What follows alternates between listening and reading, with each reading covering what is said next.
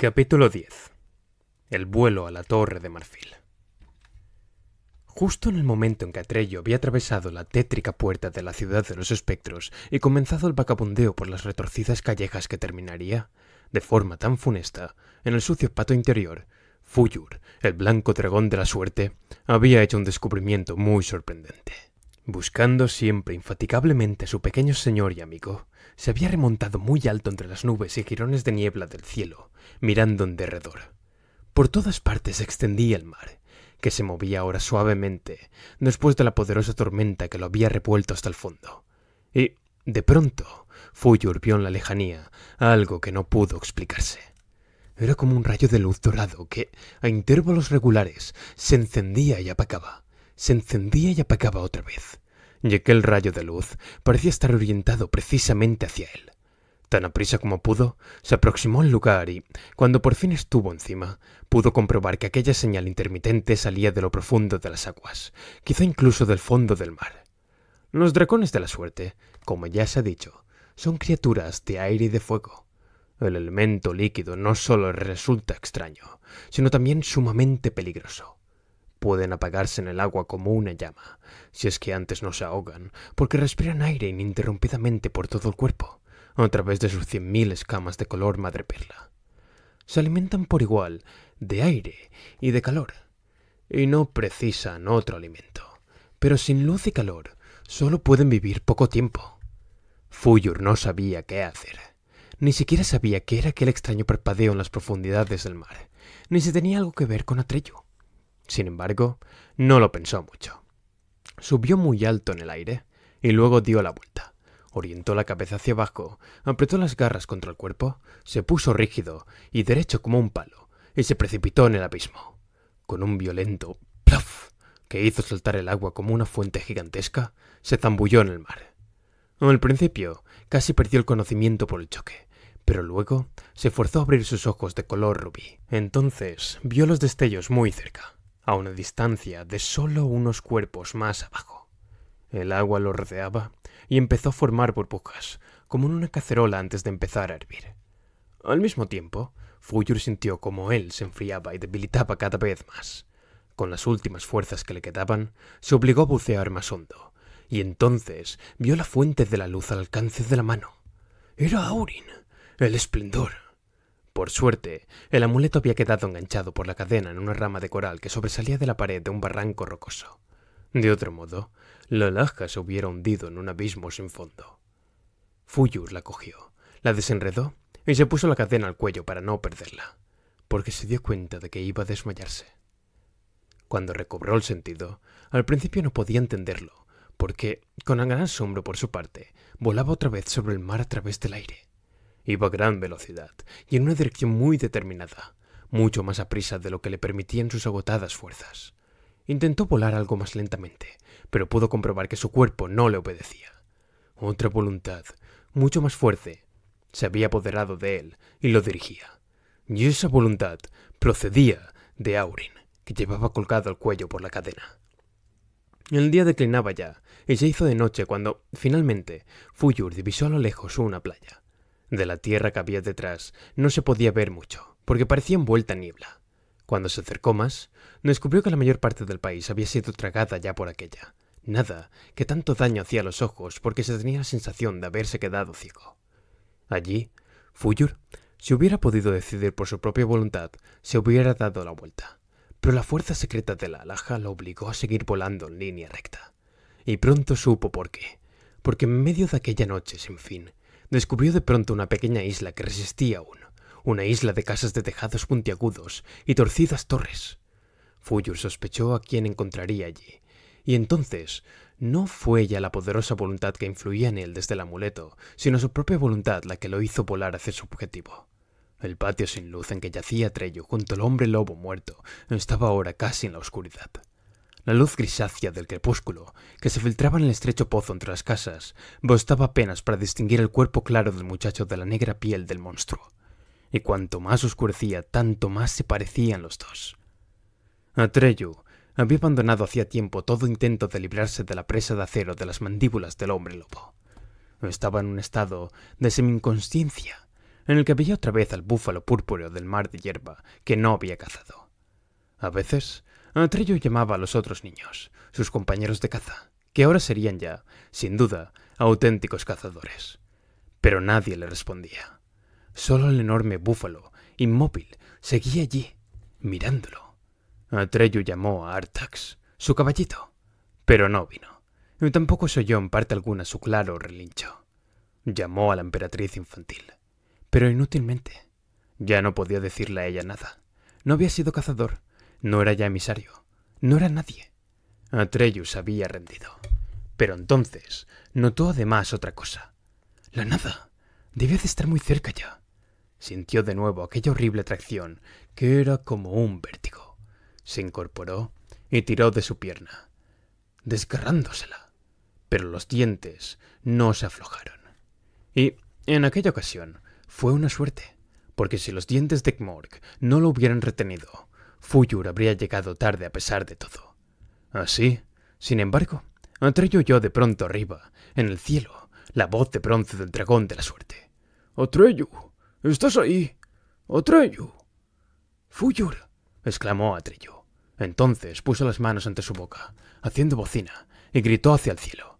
«Aquí estoy, Fuyur, Fuyur, ayúdame, estoy aquí». Y gritó lo mismo una y otra vez. Vio el cuerpo blanco y llameante de Fuyur, como un relámpago vivo, atravesar el pedacito de cielo que se iba apagando, primero muy lejos, muy alto allá arriba, y luego, la segunda vez, mucho más cerca. Atreyu gritó, y el dragón de la suerte le respondió con su voz de campana. Y, finalmente, el de arriba divisó al de abajo, pequeño como un pobre escarabajo caído en un agujero profundo. Fuyur se dispuso a aterrizar, pero el patio interior era estrecho. Era casi de noche y, al descender, el dragón derribó uno de los puntiagudos tejados. Las vigas del entramado se rompieron con estruendo. Fuyur sintió un dolor punzante. Se había hecho una grave herida en el vientre con la aguda arista del tejado. No fue uno de sus elegantes aterrizajes habituales, sino que cayó en el patio dando fuertemente contra el suelo húmedo y sucio, junto a Atreyu y el muerto Gmork. Se sacudió, estornudó como un perro que sale del agua y dijo: «¡Por fin! ¿Dónde te habías metido? Parece que he llegado justamente a tiempo». Atreyu no dijo nada. Había rodeado con sus brazos el cuello de Fuyur y enterrado la cara en su plateada melena. «Ven», la oprimió Fuyur. «Súbete a mi espalda. No hay tiempo que perder». Atreyu se limitó a sacudir la cabeza. Solo entonces vio Fuyur que tenía la pierna entre las fauces del hombre lobo. «Eso lo vamos a arreglar enseguida», dijo revolviendo sus globos oculares de color rubí. «No te preocupes». Utilizando ambas garras, intentó abrir las mandíbulas de Gmork. Sin embargo, los dientes no se separaron ni un milímetro. Fuyur jadeaba y bufaba por el esfuerzo, pero no servía de nada. Y sin duda, no hubiera logrado librar a su pequeño amigo si la suerte no hubiera venido en su ayuda. Pero los dragones de la suerte tienen precisamente eso, suerte. Y con ellos la tienen los que con ellos se portan bien. Efectivamente, cuando Fuyur, agotado, se detuvo y se inclinó sobre la cabeza de Gmork para ver mejor en la oscuridad qué se podía hacer, el amuleto de la emperatriz infantil, que colgaba del cuello del dragón, vino a reposar sobre la frente del hombre lobo muerto. Y en ese mismo instante se abrieron las mandíbulas y la pierna de Atreyu quedó libre. Gritó Atreyu. ¿Has visto? Atreyu no respondió. ¿Qué pasa? Preguntó Fuyur. ¿Dónde estás, Atreyu? Tanteó en la oscuridad buscando a su amigo, pero éste no estaba ya allí. Y, mientras intentaba atravesar con sus ojos candentes la oscuridad de la noche, empezó a sentir él mismo lo que había arrebatado a Atreyu de su lado apenas había quedado en libertad. La nada, que cada vez se acercaba más. Sin embargo, Aurin lo protegía contra aquella resaca. Atreyu se defendía inútilmente. Aquello era más fuerte que su propia y pequeña voluntad. Dio puñetazos, luchó y pataleó, pero sus miembros no lo obedecían a él, sino a aquella resaca irresistible. Solo unos pasos lo separaban de la aniquilación definitiva. Y en aquel momento, Fuyur, como un relámpago blanco y llameante, se situó encima y lo agarró por la trenza negro azulada y larga. Tiró hacia arriba y se elevó con él en el negro cielo de la noche. El reloj de la torre dio las 9.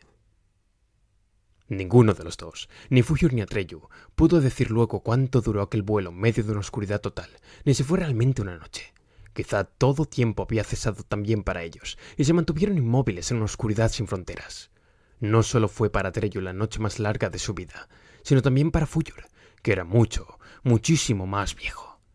Pero también la noche más larga y negra acababa alguna vez, y cuando amaneció una mañana pálida, los dos vieron a lo lejos, en el horizonte, la Torre de Marfil. Aquí resulta indispensable detenerse por un momento para explicar algunas peculiaridades de la geografía de fantasía. Tierras y mares, montañas y ríos no están allí de la misma forma que en el mundo de los seres humanos. Por eso, por ejemplo, sería completamente imposible dibujar un mapa de fantasía. Allí no se puede prever nunca con seguridad qué país limita con cuál.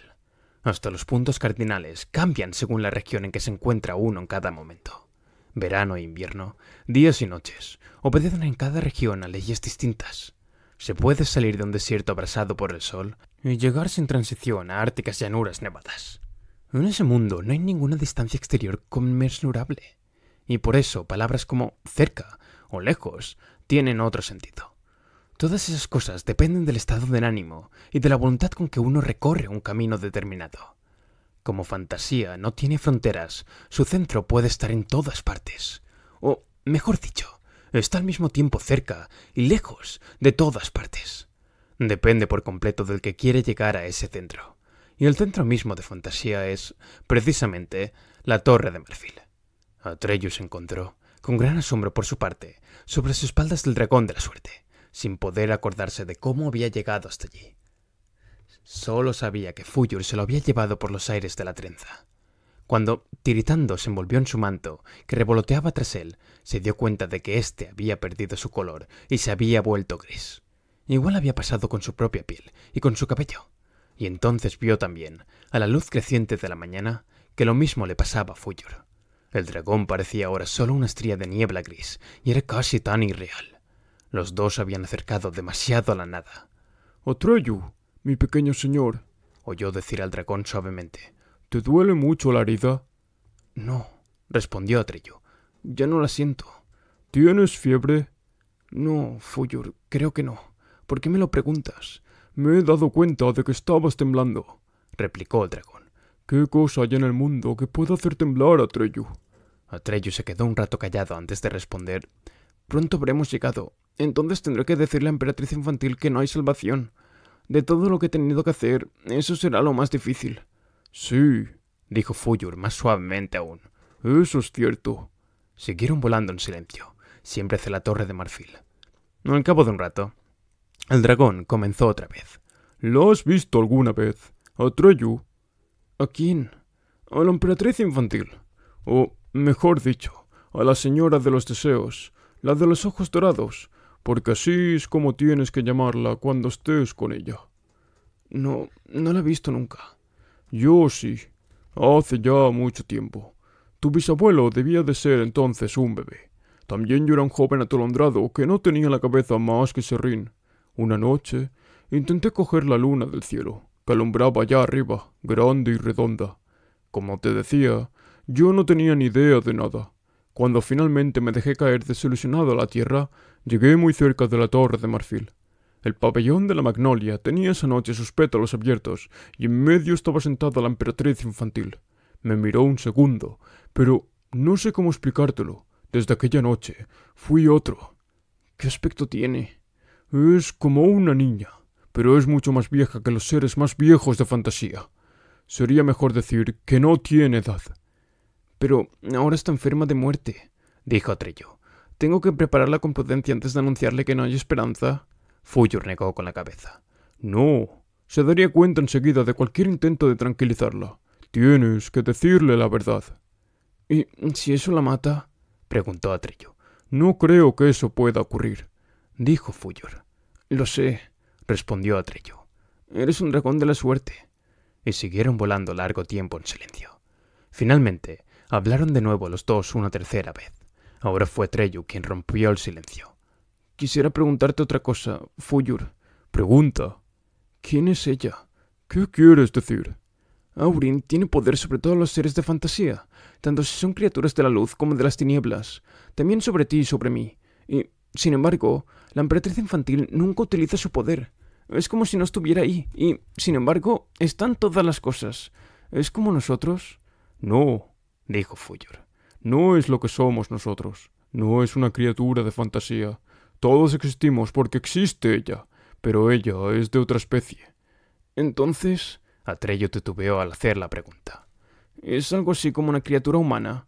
No, dijo Fulgur. No es lo que son las criaturas humanas. Entonces, repitió Atreyu.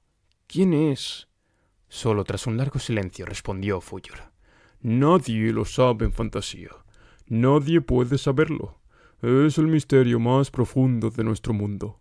Una vez oí decir a un sabio que quien lo pudiera comprender del todo apagaría de esa forma su propia existencia. No sé lo que quiso decir con ello.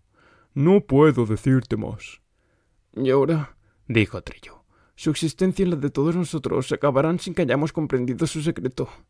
Esta vez Fulgur se quedó callado, pero en torno a su boca de león se dibujó una sonrisa, como si quisiera decir, eso no ocurrirá. A partir de entonces, no hablaron más. Poco tiempo después, sobrevolaban el límite exterior del laberinto, la planicie de riates de flores, setos y caminos entrecruzados que rodeaba, en un amplio círculo, a la Torre de Marfil. Con espanto, comprobaron que también allí estaba actuando la nada.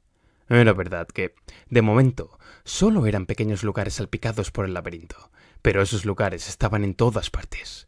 Los arriates de flores multicolores y los florecidos arbustos que había entre aquellos lugares estaban grises y secos.